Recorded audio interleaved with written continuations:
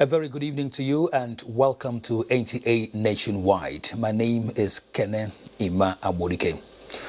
Minister of Humanitarian Affairs, Disaster Management and Social Development, Sadia Umar Farouk, has expressed the federal government's commitment to continue to devise means of reaching out to IDPs through the provision of relief items to areas that are not accessible. The minister stated this during the demonstration of food distribution by helicopters via parachute by the military in Maiduguri. Eliasu Ali Yakubu reports. 5 out of the 10 C-130 cargo airplane of the Nigerian Air Force has so far landed in Maiduguri, the Borno state capital, with assorted food items for onward distribution to IDP camps. The food items include rice, beans, grains and condiments. The breakdown of the items show that 26,000 bags of 12.5 kg parboiled rice, 26,000 bags of 25 kg bags of beans, 26,000 bags of 4.5 kg maize and millet, 1,300 bags of iodine salt, 2,620 liters cage of vegetable oil, among other condiments. The Humanitarian Affairs Minister said President Muhammadu Buhari is resolved to continue to provide more food items to the less privileged and vulnerable Nigerians, especially in the midst of COVID-19. While commending the Nigerian military for their doggedness in the fight against insurgency, Sadia Umar Farouk said the usage of helicopters in reaching out to IDPs in non-accessible areas via parachute will go a long way in making life more meaningful to IDPs who were hitherto non-accessible. This airdrop is possible. We can drop this food to areas that we cannot access by road or because of some other challenges. I think that's the most important thing, for this food to get to the targeted beneficiaries. And there's going to be air surveillance anyway, and we are going to mark those locations. Borno State Deputy Governor Omar Usman acknowledged President Muhammadu Buhari's intervention in the northeast, which he said will never be forgotten in a hurry. From Maiduguri in Borno State, Ilyasu Ali Yakubu, NTA News.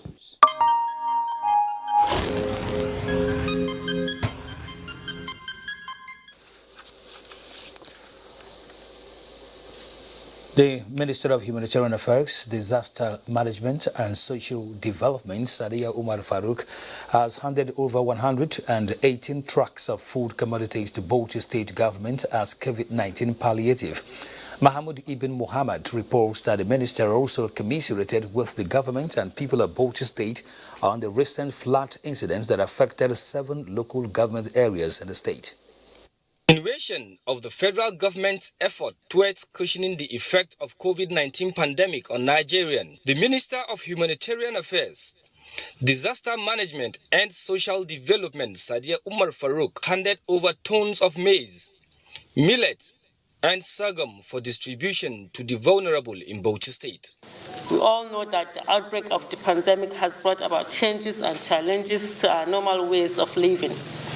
Most obvious of these is on the vulnerable persons that depend largely on others for their daily survival, and other persons of concern that deserve support in terms of basic needs. Thank Mr. President, the President of the Republic, President Muhammad Buhari, for finding it fit and worthy give this kind of palliation to most states or to all the states all over the Federation.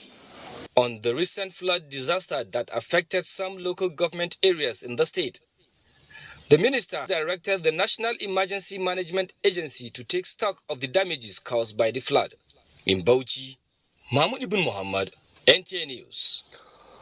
At the meantime, the Nigerian Center for Disease Control, NCDC, has announced 162 new cases of COVID-19 in Nigeria. The latest figures released bring the total number of confirmed cases to 54,905 infections in the country. A breakdown of the new cases from 13 states indicates that Lagos recorded the highest number for the day with 53 new cases, while Gombe has 21 new cases. Oyo 19, Delta 12, Ondo 11, and Plateau recorded 10 new cases. Others are Ebonyi 9, FCT and Kwara recorded 6 cases each, Kaduna 5, Rivers 3, while Ogun, Anambra and Imo have 2 cases each. The day's tally is completed by Ekiti, recording 1 case in the states. With the latest development, total number of 42,922 cases have been successfully treated and discharged, while 1,054 patients have died. The federal government commences rehabilitation of Apombo Marina Road. Let's join Awal for this and more from our Lagos Network Center. Hello, Awal. Good afternoon to you. The federal government has commenced the rehabilitation of Outer Marina, Camp Road, and Echo Bridge through Akpombon Bridge. The contract, which will be completed in 12 months, is expected to address perennial flooding experienced along that route. The first phase, the Lagos East. We'll continue from Abuja, as Lagos is experiencing some difficulties at the moment. We now talk politics, where we tell you that members of the People's Democratic Party Imo State have described the outcome of the Imo North Senatorial District by-election primary as satisfactory. The reaction followed the emergence of Emmanuel Okewulonu as winner after polling 609 votes. Chukwu BK Chukwu brings us details.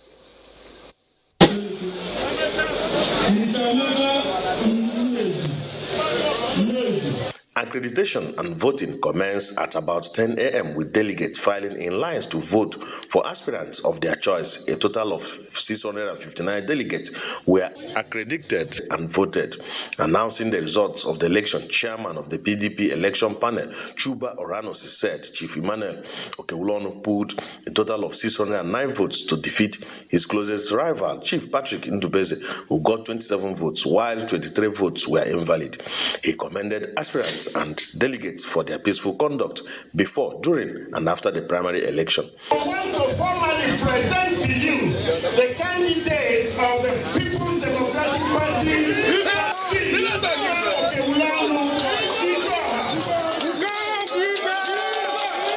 In his acceptance speech, Chief Emmanuel Okewulonu appreciated the people of Okigwe for finding him worthy and promised effective representation of the zone if elected. Development. Today, the Okigwe people have spoken and accept the result of this Congress. The Independent National Electoral Commission, Department of State Service, and the Nigerian Police were on ground to monitor and maintain peace and order during the exercise. In Owerri, Chukwu Bige Chukwu, NTA News. Still talking politics, the All Progressives Congress, APC, has flagged off its governorship campaign for the October 10 election in Akure. At the rally attended by a number of APC governors, the party's governorship candidate and incumbent governor of the state, Oluwarotimi Akeredolu, while receiving the party's flag, said his mission is to consolidate on the positive transformation of the state. Abiola Ario reports. It was a gathering that brought together political bigwigs in the party from across the country who came to affirm their support for the re-election bid of the incumbent governor, Oluwarotimi Akeredolu. Presenting the party's flag to the candidates, the chairman, APC Caretaker Committee, who is also the governor of Yobe State, urged the people of the state to make the right choice by re-electing Akeredolu, saying his achievements are testimonies of his good works. APC in Ondo State is united, is stronger, and we have the cohesion and the support to win this election peacefully. If you are looking for evidence of commitment to an ideology of progressive governance, you need not go any further than what is already showing itself here in Ondo State. I want to say to you that Ondo State is receiving governance. Ondo State is receiving a progressive man. Governor Akeredolu said he is determined to transform the state to an enviable height if given the opportunity. The national leader of the party, Bola Tinubu, was also in Akure, where he met with traditional rulers from across the state who came to reaffirm their support for the re-election aspiration of Governor Akeredolu in Akure. Abiola Rio, NTA News. We'll now take you back to our Lagos Network Center, where Awal is standing by with more reports. Awal, your own. The federal government has commenced the rehabilitation of Outer Marina, Bonicamp Road and Echo Bridge through Apongbon Bridge. The contract, which would be completed in 12 months, is expected to address perennial flooding experience along that route. Dr. Ogunyemi has a report. The first phase of the 9-kilometer project, being funded by Sukuk, began earlier this month. The work being carried out include excavation for the provision of concrete line drains. This became necessary to address the issue of flooding around Ahmadu Bello Way on Victoria Island and its environs. So now we have increased the size of the drains that we are providing to take care of the runoff water, which will now be taken down to up to Ademola Adetokunbo. We are going to overlay the carriageway. So that is the overlay of the carriageway that we are carrying out on the Outer Marina Road. That is from Agbagba up to Echo Hotel. Meanwhile, the Federal Ministry of Works has begun the installation of a 2.4-meter height steel gantry and warning signs on Echo Bridge to prevent axle load abuse on the bridge. In Lagos, Dotun Ogunyemi, NTA News. And to politics. The People's Democratic Party, PDP, has declared Babatunde Gbadamosi, a real estate investor, the winner of the Lagos East Senatorial District primary election. Chairman of the Primary Election Committee, Ndidi Okereke, announced him the winner after he polled 529 votes to defeat 3 other contestants. Abolade Salami has the report. The Lagos East Senatorial primary by-election had a total of 634 delegates from 5 local government areas of the state, comprising Shomolu, Koshofe, Ibejileki, Ikorodu, and Ekpe, to participate in the voting process of electing a candidate to represent the party at the Lagos East Senatorial election scheduled for 31st of October 2020. After 6 hours of conducting the exercise under a peaceful atmosphere with the supervision of INEC officials, Babatunde Gbadamosi was announced the winner, while Sadiat Fafora came second. And I guarantee you that with my fellow aspirants beside me and whispering into my ear from time to time so that I do not lose my anchor, I will tell you this: we will bring something more to the table than ordinary governance. Chairman of the primary committee, Ndidi Okereke, implored all contestants to work for the victory of the party. They should behave PDP-like. They should comport themselves. We're all Nigerians, we're all brothers and sisters. The district by-election is to fill the seat, which became vacant with the demise of Bayo Oshinowo of the APC, who represented the district in the Senate. In Lagos, Abolade Salami, NTA News. This is NTA Nationwide. We have more reports after this timeout. TV College Jos, an affiliate of Ahmadu Bello University Zaria, is currently admitting students for its ordinary diploma programs in television journalism, television production, and television engineering. Interested candidates are advised to obtain relevant information concerning eligibility at our website at www.ntatvc.edu.ng or marketing department of any NTA station nationwide. For further information, contact Assistant Director, Marketing, NTA TV College Jos on 0803-314-4383 or the Academic Office of the College on 0806-980-9807. Announcer, Registrar. NTA News 24. A 24-hour news station brings to you news and happenings 7 days a week. News at 10 a.m., news update at 11 and 1 p.m. News desk at 3 p.m. and 6 p.m. and late evening news at 11 p.m. Follow us on any of our platforms and keep abreast of events and current affairs within and outside our shores. We are on DSTV channel 419, GoTV channel 46, Star Times channel 101 and Free TV channel 703. Join us. A new edition of TV Guide is out, featuring great personalities from all walks of life. Expository interview with a young TV presenter who shows passion on what she does, Morayo Afolabi Brown of TVC. Pick a copy of this compendium of mind-blowing stories and get abreast with issues as regards media convergence, leadership, health, star profiles, star programs, fashion, sports, human angle stories, and lots more. Meet some media professionals within our space who have paid their dues in no small ways. TV Guide, very incisive, very educative, and compelling. Grab a copy at the vendor near you or NTA stations nationwide. TV Guide, your indispensable companion.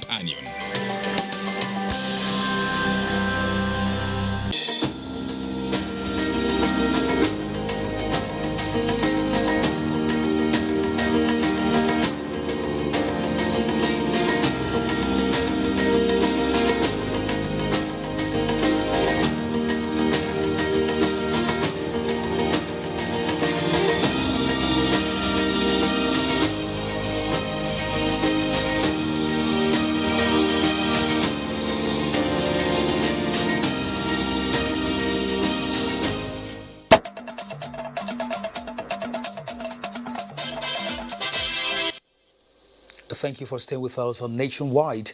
Governor Samuel Otom has given armed youths from Sankera geopolitical zone up to Tuesday this week to surrender their arms and be reintegrated into the society. The governor stated this while inaugurating some projects executed by his administration in Sankera and by extension Benue North East Senatorial District. Charles Abba has the details. Stakeholders from the Sankara axis had appealed to Governor Samuel Otom to give armed youths operating in the area another chance to enable them to embrace peace and be part of the society. It is in this regard that the governor has given up to Tuesday, September 8, 2020, for the armed youths to surrender their weapons and be reintegrated into the community.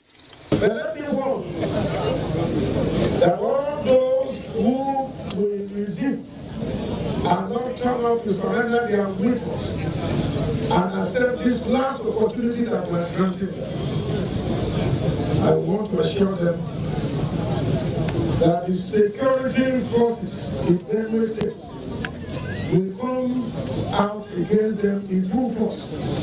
Governor Otom stressed the need for people of Sankera to live in peace as to ensure meaningful development. Senator representing the Northeast, Gabriel Suswam, attested to the fact that the armed youths had confessed to be fed up with life in the bush and wished to be free. From Ukum, Charles Abba, NTA News.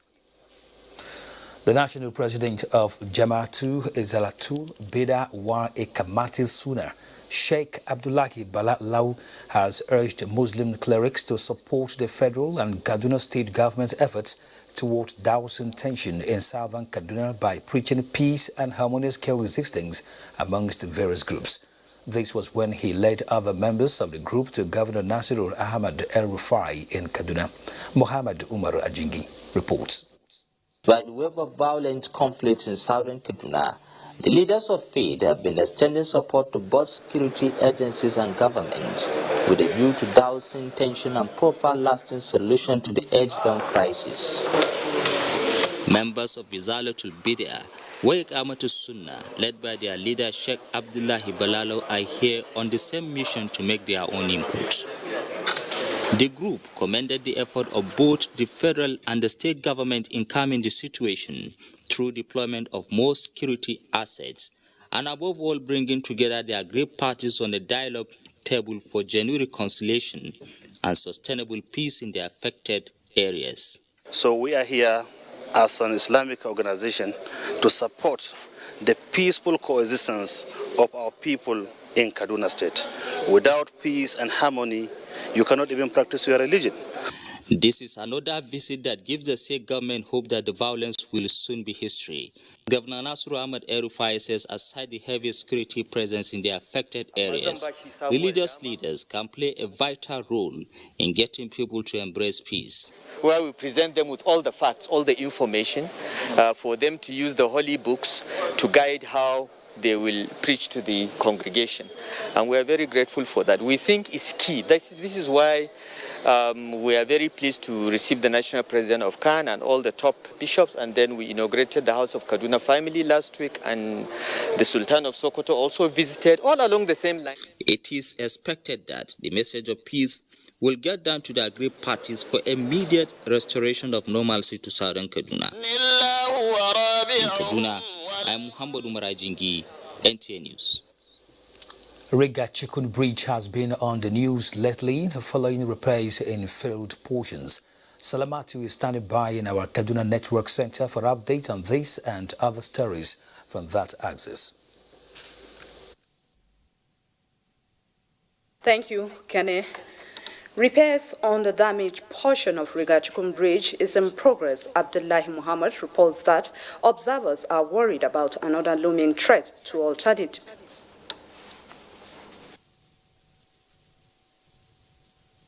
It has been the saving grace for motorists. Couple of days when this bridge has been closed hangs on the balance now. This is because a tiny hole that we noticed yesterday has opened up, damaging the transition base of the bridge. A break in the ongoing rehabilitation of the Riga Chikun Bridge, which caved in for the second time, and another unfortunate incident looms. In the last couple of hours, it was a tiny hole, and now the transition base of the bridge is threatened. On the other side, there's a hole that come out, and someone entering that place on the other side. Now they have to, both sides, they have to repair. Otherwise, they don't want to, any time for now, it can break down.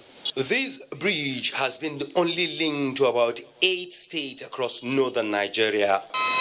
And what is more worrisome is that a good number of the estimated 24,000 vehicles that ply the bridge are heavy-duty trucks. The weather is also brewing. More rains may hit the grounds, and that could be disastrous to this bridge. If eventually these two bridges are closed to traffic, commuting and supplies to about 8 states across northern Nigeria will suffer. And the damage that this will cause to the economy of the nation can only be imagined. In Kaduna, Abdullah Muhammad, NTA News. In an effort to fully harness the solid mineral deposit of Katsina State for sustainable development, the state government has engaged the National Agency for Science and Engineering Infrastructure to establish Mineral Resource Institute in the state. This came to the fore when Governor Aminu Bello Masari received the Executive Vice Chairman of the agency, Professor Muhammad Sani Haruna, to work out the modalities for the engagement. Awal Haliru tells us more. The partnership between Katsina State Government and the National Agency for Science and Engineering Infrastructure entails signing of an agreement to set up an engineering materials and equipment development institute in the state. The institute, when established, would offer skills acquisition training aimed at harnessing silica raw materials commonly found in the northern states. Governor Aminu Bello Masari emphasized the need for investment in research and innovation for the development of the nation. Every part of Nigeria has something that can contribute to the development of the country if properly harnessed.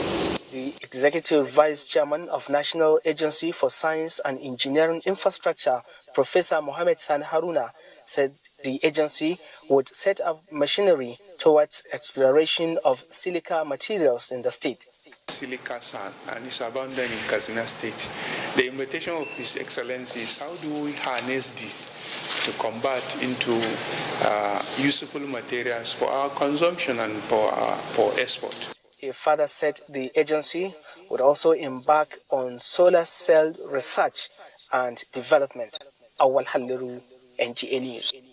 Now to religious matters. Ahead of the 2021 Hajj, the National Hajj Commission says it has concluded plans to unveil a savings scheme to make Hajj affordable for low-income earners in the country.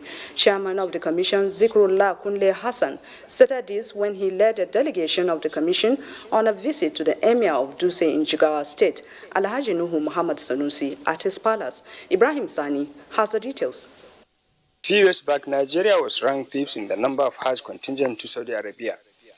Due to some circumstances, however, the country could not meet its approved seat allocation during the annual Hajj exercise. Among these factors recently are issues of foreign exchange and impact of COVID-19. To enable more intending pilgrims embark on the spiritual journey, the Commission, in synergy with commercial institutions, came up with a new plan.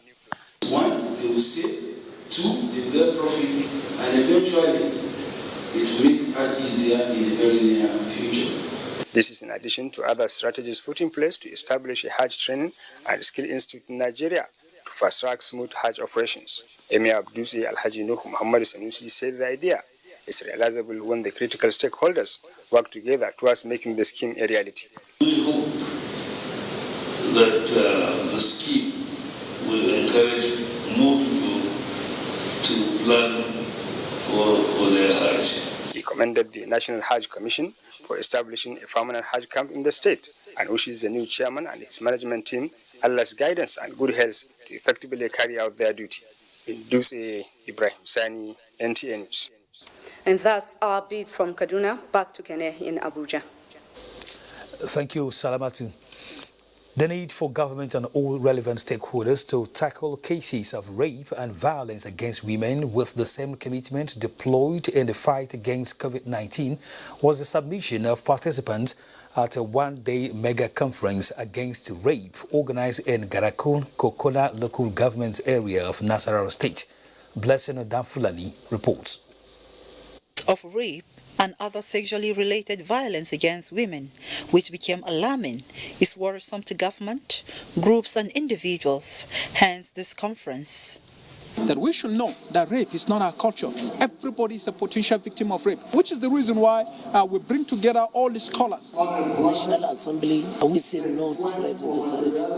Stakeholders at the conference called for concerted efforts of government, parents and relevant authorities towards combating rape and moral decadence, describing rape as dehumanizing. Has been anti-cultural, anti-human, and therefore condemnable. To ensure that all the perpetrators of rapes are being punished. We went to the extent of castration. We keep doing it every now and then in our own local way to see that we keep educating the youth. So parents have a lot of roles, the church has a lot of roles. Indecent dressing, drug abuse, lack of sex education and joblessness were identified as some causes of rape. The theme for the conference is Rape, Not Our Culture. From Garaku in Kokona local government area of Nasarawa State, Blessing Danfulani, NTA News.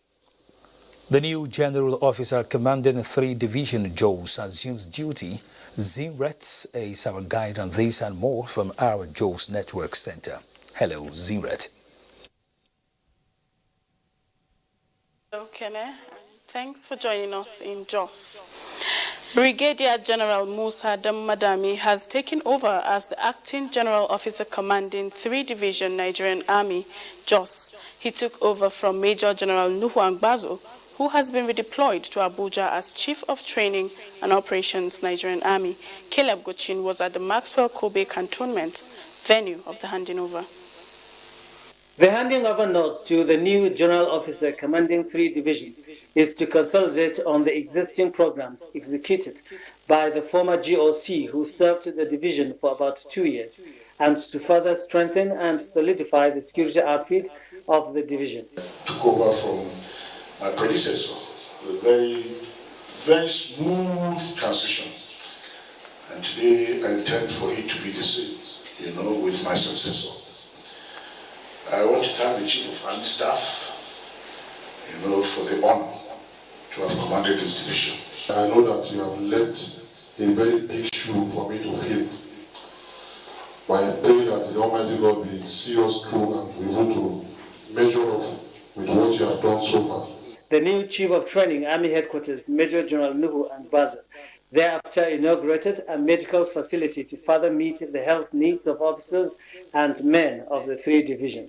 Meanwhile, the Chief of Training and the GOC 3 Division were in Government House, Jos, to appreciate the Governor for his support to the division and to also solicit for similar gesture to the new GOC. My commitment will remain the same. I'm part of the division. I will always be there. All the commitments, I will continue to make new commitments for the improvement of that mix. The movement is part of the Army Headquarters' recent posting of senior officers to various commands. In Jos, Caleb Gochin, NTA News. The National Union of Road Transport Workers is strategizing on an e-tracking system to be used by its members for safety of lives and property of passengers while traveling. The national president of the union, Professor Tajuddin Ibikunle Barua, was in Jos to monitor the level of compliance of members in Plateau State with COVID-19 protocols. Ali Sabatukai Andrew reports. The union's national president's visit to Plateau State is to, among many issues, sensitize members on the importance the union attaches to mitigating the spread of COVID-19 by strict adherence to the protocols. This he did while emphasizing the use of an equipment for sanitizing the vehicle and passengers called steam gun, and stressed the importance of physical distancing. Professor Tajuddin also touched on the union's e-tracking system, an app that will allow the next of kin of a passenger to have first-hand information on passengers' movement for easy tracking.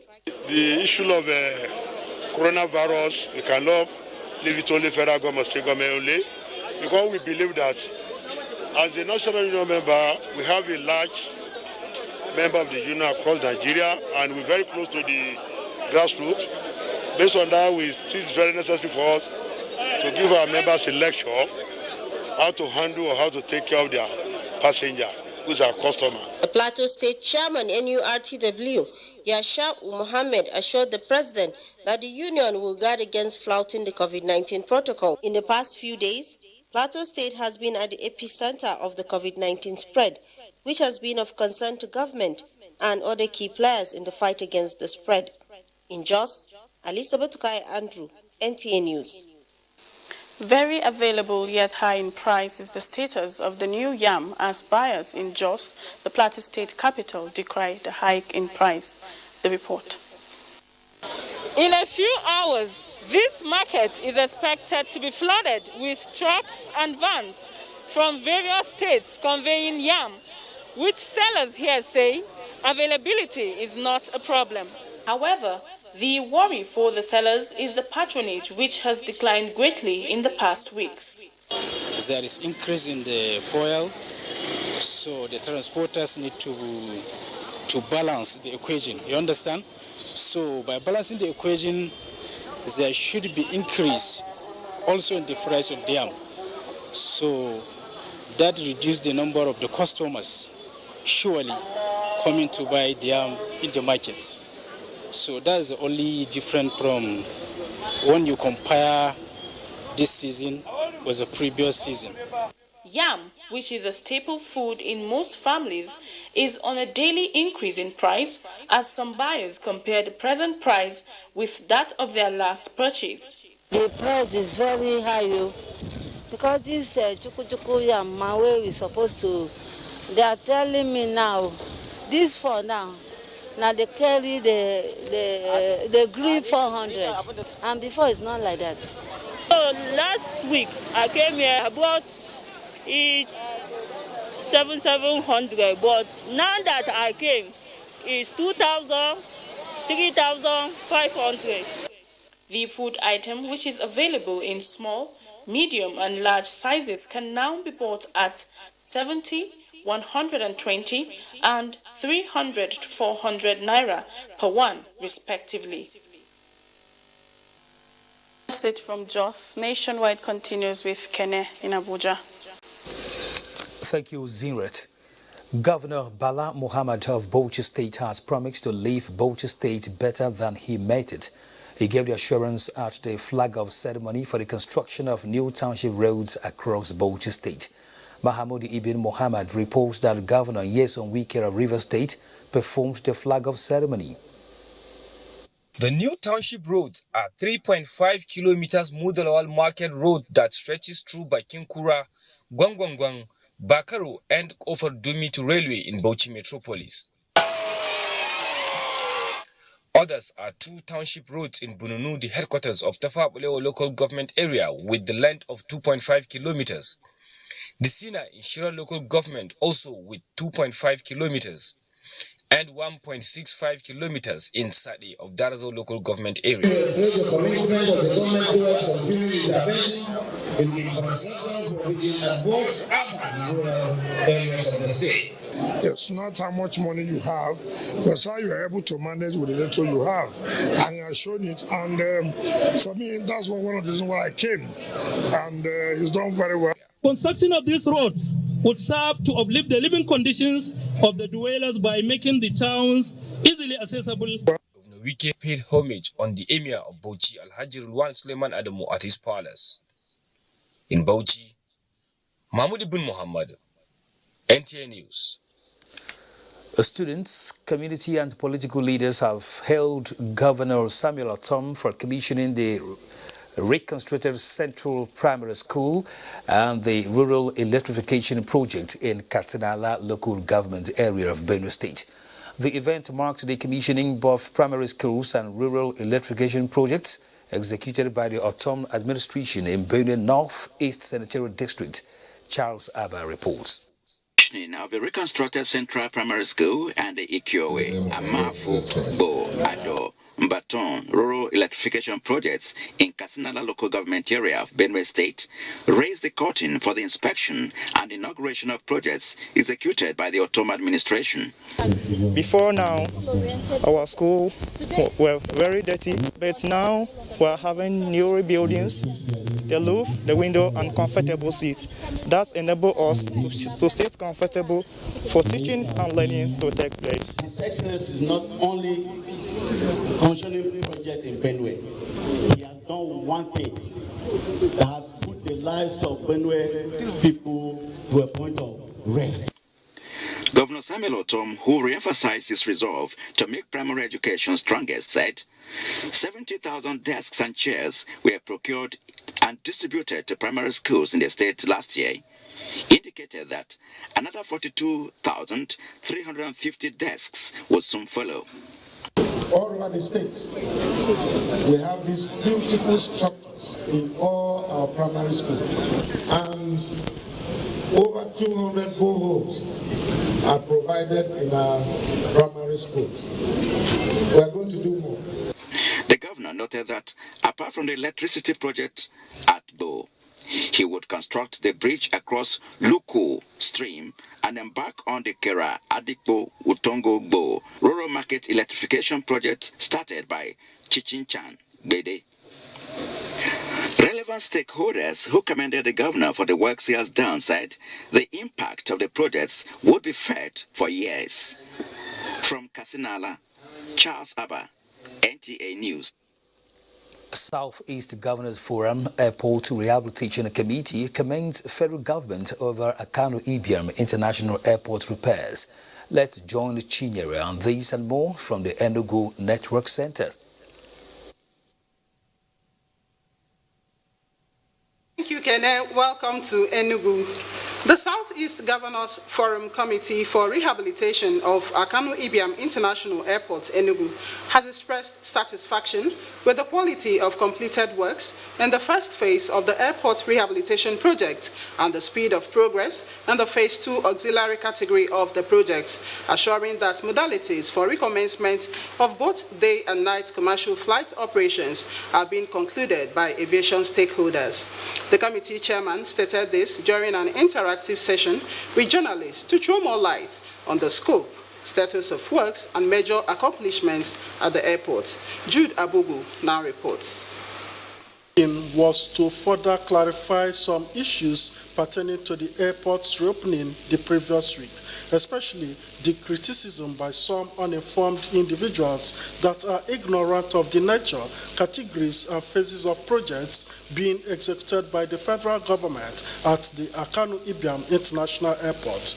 The committee's chairman, Chris Okoye, recalled that the initial project, for which the sum of 10 billion naira was approved by the federal government when the airport was closed in August 2019, has to do with refurbishment and reconstruction of the runway. He further explained that other ongoing projects which the pictures are circulating on social media, such as renovation of the existing terminal building, external roads, drainages, entrance gate, access roads, and landscaping works within the airport's premises are in Phase 2 category funded by the Federal Airport Authority of Nigeria. The first phase of the project was then to be the runway, which was awarded to PW as a turnkey contract, which included the airfield lighting. There were also some other second phases of this project, and this is the Emergency Operations Center. There will be both day and night flight operations at the Akanu Ibiam International Airport. In Enugu, Jude Abugu, NTA News. As a way of finding lasting solution to the recent civil disturbances in Enugu State, a joint patrol by all the security agencies in the state is to commence soon. This is the outcome of an Emergency Security Council meeting between the Governor, Ifeanyi Ugwuanyi, and heads of security agencies in the state. Susan Eze reports. In the month of August 2020, several incidences of civil disturbances disturbed the quiet and peace the city of Enugu is known for. It raised concern among residents, especially the state government. Determined to unravel the causes of the civil disturbances, a Security Council meeting between the governor and heads of security agencies was held. Rising from the meeting, Governor Ugwuanyi maintained that government will stop at nothing to sustain the long-existing peace in Enugu State. It has become necessary to give those responsible for getting to the roots of this unfortunate development a little more time to complete their work. As governor, I am committed to unearthing the cause of this untoward event. I am saddened by the loss of lives and determined to put machinery in motion to forestall future reoccurrence. In the meantime, the State Security Council today approved the immediate joint patrol by all security agencies and a meeting with traditional rulers, religious and opinion leaders. I hereby appeal that those in custody of weapons start from security agencies, return them to security agencies or the nearest traditional ruler, who will return same to the appropriate security agency. Heads of all the security agencies in the state were at the meeting. In Enugu, Susan Eze, NTA News. Officers of the Federal Road Safety Corps have been advised to always demonstrate discipline, utmost decorum, and vigor, as well as shun acts capable of destroying the image of the Corps in the course of discharging their duties to the public. The Deputy Corps Marshal, Shehu Zaki, gave the advice at the passing out parade of the 2019 Marshal Convention course at the Federal Road Safety Corps Academy, Udi, Enugu State. Chika Ugu reports. Having gone through a month of rigorous intellectual and physical training, these 121 cadets were finally converted to officers of the FRSC. Commending the officers for their dedication and diligence, the Corps Marshal, represented by the Deputy Corps Marshal, urged the officers to be upright and be disciplined in the discharge of their duty. Additional facilities were recently commissioned at the Academy, including the ultra-modern 500-seater, lecture theatre, ICT building, and the Standard Medical Center. The Commandant FRSC Academy UD, Assistant Corps Marshal Clement Oladele, explained that the Academy has produced quality and well-drilled officers of the Corps. Become a top-notch institution that can award academic certificates in non-regimental studies, especially in transportation. Awards were presented to deserving officers who distinguished themselves in their academics, character, and regimentation. The new officers took oaths of allegiance. In Enugu, Chika Ubu, NTA News. And that is it from Enugu. Nationwide continues in Abuja. Thanks. That's actually Chinenya in Enugu. Now, Kebbi State of late was on the news for the flood disaster that damaged homes and farmland. Nura Tanko Wakili takes a look at the control measures, responsibilities of farmers, and alertness to areas experiencing flood in the state. One of the frontline states affected by a flood, with an average of 13 out of the 20 local government areas affected annually. Between 2016 and 2019, over 221,000 households were affected by flood, while 278,844 farmlands were submerged by flood water. This is in addition to other damages recorded on critical infrastructure, such as roads, schools, and other public utilities. To mitigate this, the State Emergency Management Agency has continued to engage relevant stakeholders on response preparedness and awareness creation along the riverine communities, while over 100 communities have been relocated to upperlands. If we cannot contain what's happening now, what more of if this country and jeopardize were also often off, how are we going to do? Which way are we going to safeguard life and property of our people? For this year, 11 local government areas in Kebbi State were predicted to experience flood by relevant agencies, and stakeholders have been briefed on the threat and their expected roles in containing it. And already some communities and farmlands have been submerged, with victims evacuated to nearby public buildings, while others are already counting their losses. The damage is great, really. And if you ask me to quantify, I will say we have lost quite a lot. The Kebbi State Emergency Management Agency has already taken on-the-spot assessment of these communities for necessary action, while engaging those at the flood-prone areas for immediate relocation. Nura Tanko Wakili, NTA News. Tackling the adverse effects of the perennial flood disaster in Nigeria no doubt requires a collective and multi-sectoral approach and not leaving the whole burden on the federal government. It is against this backdrop that legislation is being formulated in Anambra State that will not only address the challenge of flooding, but also aid in ameliorating the sufferings of flood victims in the state. Chukwu Nansonwabweze has this report. It's been 8 years since the ugly incident of flood disaster in 2012, which ravaged lives, property, and sources of livelihood. Riverine communities of Anambra West, Ayamelum, Anambra East, Obaru, Oka North, Ihiala, as well as Onitsha North and South local government councils in Anambra State were submerged. We are also going to provide them with water ambulances.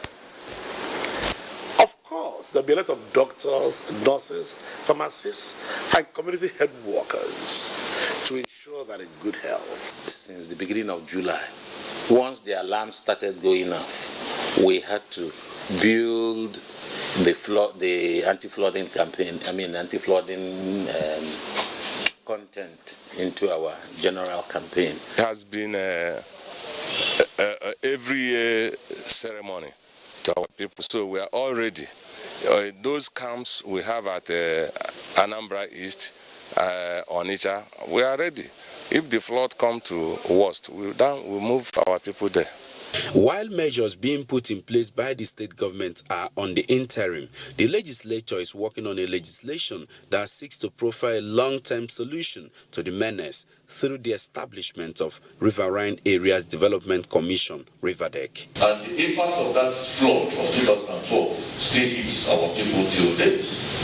One of them is the road leading to Ayana, which was wonderfully well built, is now in shambles.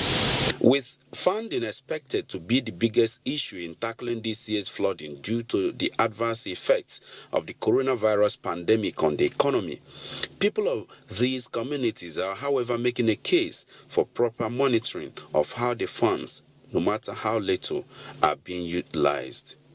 In Oka, Chukunonsonwa Bueze, NTA News.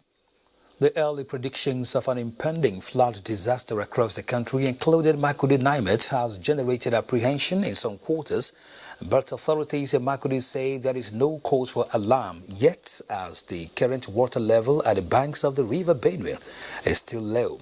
Ode Moses Ajau reports.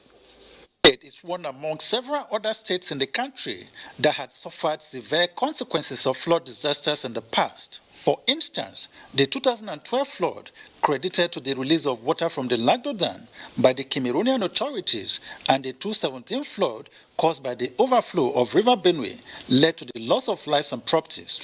Though the latest predictions by the Nigerian Meteorological Service Agency has again caused panic among the people, but a visit to the bank of the river tells a different story of low-level water for now.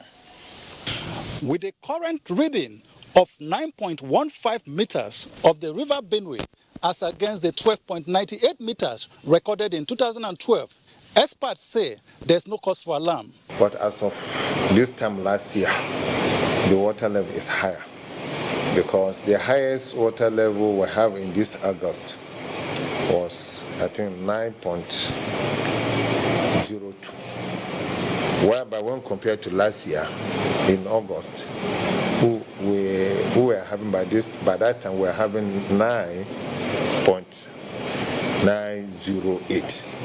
Some business operators along the riverbank says they are prepared this time around.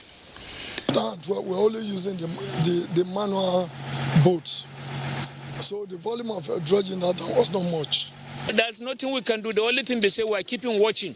Whatever the necessary drainage and whatever we know the effort we can do by helping the government to dredge. The Benue State government says it is not leaving any stone unturned. It's not a government alone thing. Residents also need to change their attitude.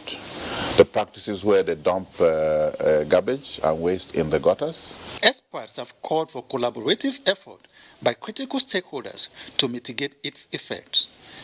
In Makurdi, Ode Moses Ajau, NTA News. Another break beckons on NTA Nationwide.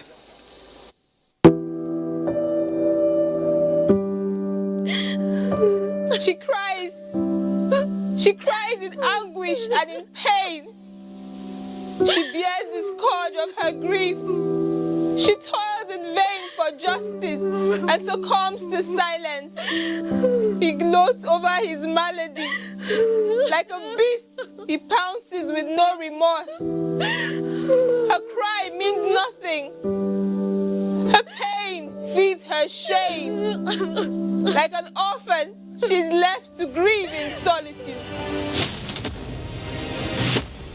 But no more will she cry in vain.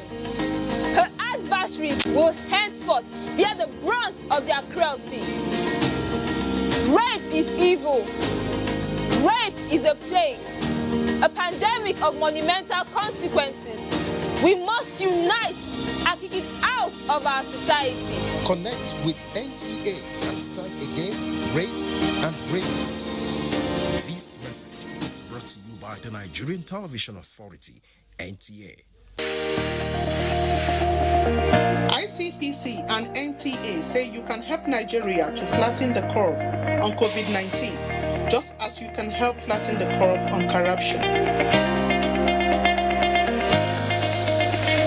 Follow transparency, accountability, and integrity just as you follow health guidelines. Stay home with integrity and maintain your distance from corruption, just as you stay away from COVID-19 by maintaining social distance.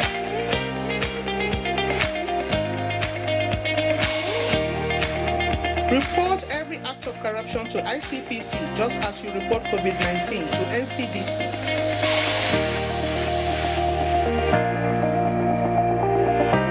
Stay away from corruption, stay safe from COVID-19.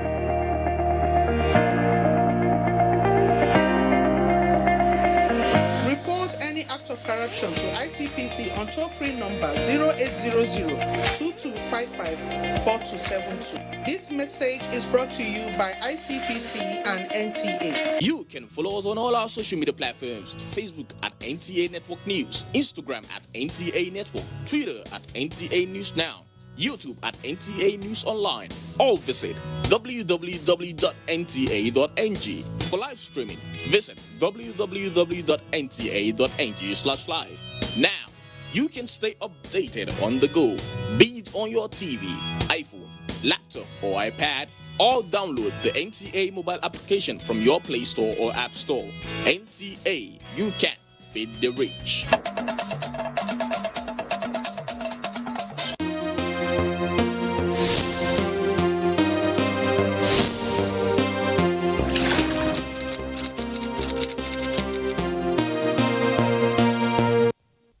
We'd like to thank you for watching NTA Nationwide this Sunday, and we implore you to watch Newsline later at 9.